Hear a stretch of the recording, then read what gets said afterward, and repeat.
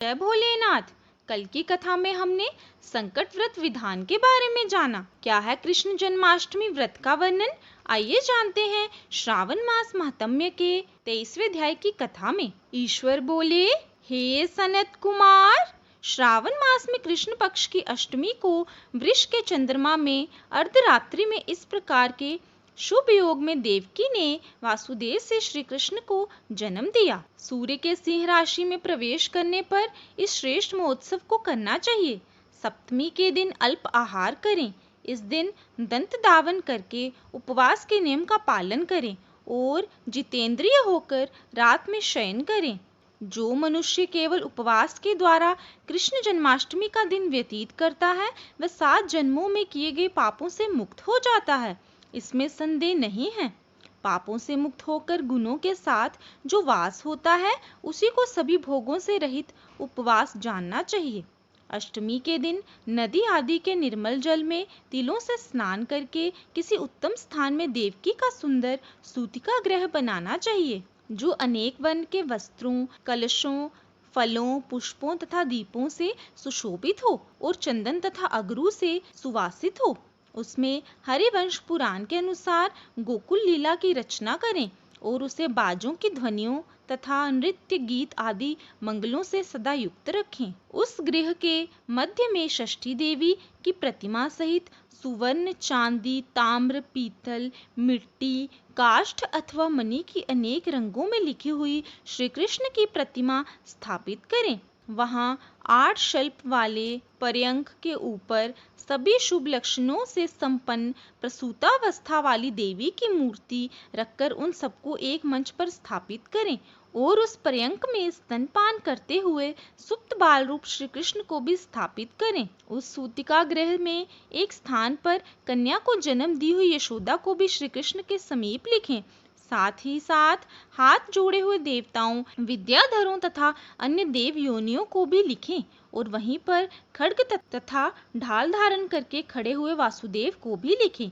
इस प्रकार कश्यप के रूप में अवतीर्ण वासुदेव जी, अदिति स्वरूपा देवकी, शेषनाग के अवतार बलराम, अदिति के ही अंश से प्रादुर्भूत यशोदा, दक्ष प्रजापति के अवतार नंद, ब्रह्मा के अवतार गर्गाचार्य, सभी अप्सराओं के रूप में प्रकट गोपिका वृंद, देवताओं के रूप में जन्म लेने वाले गोपीगण, काल नेमी स्वरूप कंस, उस कंस के द्वारा ब्रज में भेजे गए वृषासुर, वत्सासुर, कुवल्यापीड़, केशी आदि असुर, हाथों में शास्त्र लिए हुए दानव तथा यमुना दह में स्थित कालीय नाग, इन सबको वहां चित्रित करना चाहिए। इस प्रकार पहले इन्हें बनाकर श्री कृष्ण ने जो कुछ भी लीलाएं की हैं, उन्हें भी अंकित करके भक्ति परायण होकर प्रयत्न पूर्वक 16 उपचारों से देवकी इस मंत्र के द्वारा उनकी पूजा करनी चाहिए। वेणु तथा वीणा की ध्वनि के द्वारा गान करते हुए प्रधान किन्नरों से निरंतर जिनकी स्तुति की जाती है, हाथों में भृंगारी, दर्पण, दूर्वा, दधि कलश लिए हुए किन्नर जिनकी सेवा कर रहे हैं, जो शैया के ऊपर सुंदर आसन पर भली भांति विराजमान है, जो अत्यंत प्रसन्न मुखमंडल वाली हैं तथा पुत्र से शोभामयान है, वे देवताओं की माता तथा विज्य सुत सुता देवी देवकी अपने पति वासुदेव सहित सुशोभित हो रही हैं। उसके बाद विधि जानने वाले मनुष्य को चाहिए कि आदि में प्रणव तथा अंत में नमः से युक्त करके अलग अलग सभी के नामों का उच्चारण करके सभी पापों से मुक्ति के लिए देवकी, वसुदेव, वासुदेव, बलदेव, नंद तथा यशोदा की पृथक पृथक पूजा करनी चाहिए। उसके बाद चंद्रमा के उदय होने पर श्री हरि का स्मरण करते हुए चंद्रमा को अर्घ्य प्रदान करें। इस प्रकार कहना चाहिए, हे क्षीर सागर से प्रादुर्भूत, हे अत्रि गोत्र में उत्पन्न, आपको नमस्कार है। हे रोहिणी कांत, मेरे इस अर्घ्य को आप स्वीकार कीजिए। देवकी के साथ वासुदेव, नंद के साथ यशोदा, रोहिणी के साथ चंद्रमा और श्री कृष्ण के साथ बलराम की विधिवत पूजा करके मनुष्य कौन सी परम दुर्लभ वस्तु को नहीं प्राप्त कर सकता है।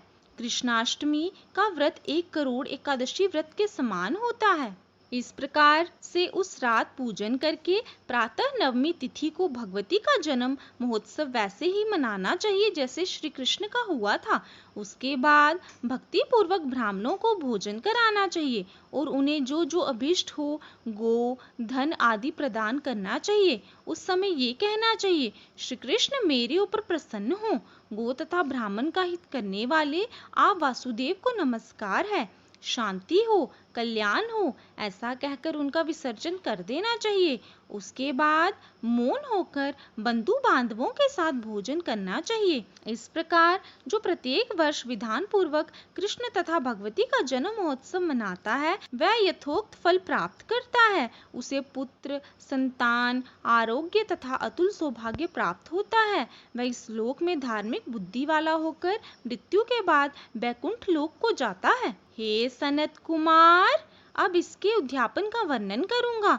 उसे किसी पुण्य दिन में विधि पूर्वक करें। एक दिन पूर्व एक बार भोजन करें और रात में हृदय में विष्णु का स्मरण करते हुए शयन करें। इसके बाद प्रातः काल संध्या आदि कृत्य संपन्न करके ब्राह्मणों स्वस्ति वाचन कराएं और आचार्य का वरण करके ऋत्विजों की पूजा करें। इसके बाद वित्त शार्दूल से रहित होकर एक पल अथवा उसके भी आधे पल सुवर्ण की प्रतिमा बनवानी चाहिए और इसके बाद रचित मंडप में मंडल के भीतर ब्रह्मा आदि देवताओं की स्थापना करें।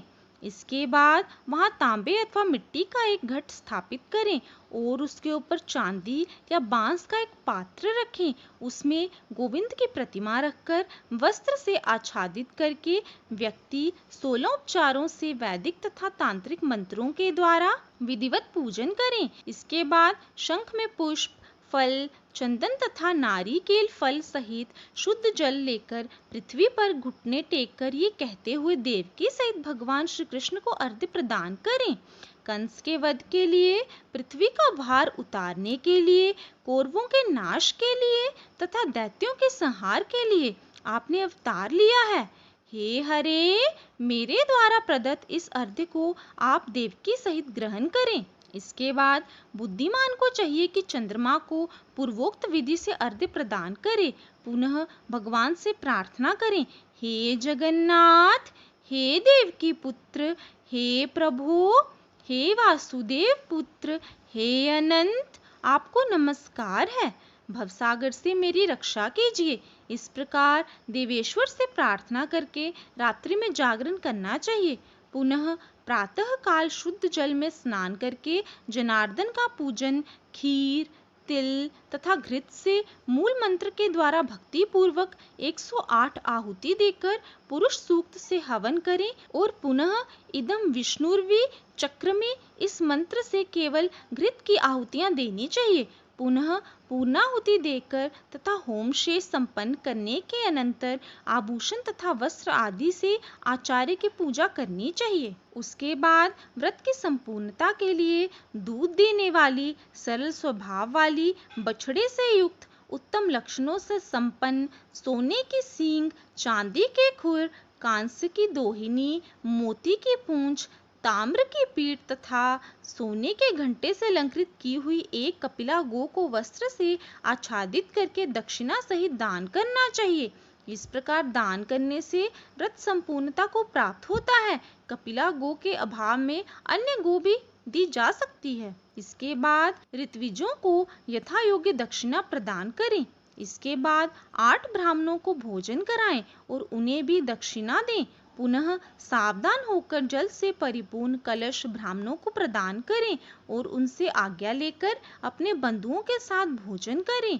हे ब्रह्मपुत्र, इस प्रकार व्रत का उद्यापन कृत्य करने पर वह बुद्धिमान मनुष्य उसी क्षण पाप रहित हो जाता है और पुत्र पौत्र से युक्त तथा धन धान्य से संपन्न होकर बहुत समय तक सुखों का उपभोग कर अंत में वैकुंठ प्राप्त करता है। इस प्रकार श्री स्कंद पुराण के अंतर्गत ईश्वर सनत कुमार संवाद में श्रावण मास महात्म्य में कृष्ण जन्माष्टमी व्रत कथन नामक 23वां अध्याय पूर्ण हुआ। कल हम श्रावण मास महात्म्य के 24वें अध्याय की कथा का श्रवण करेंगे। अगर आपको ये कथा अच्छी लगी हो तो वीडियो को ज़्यादा से ज़्यादा शेयर करें, लाइक करें, कमेंट करें और अपने चैनल भक्ति परंपरा को सब्सक्राइब करें।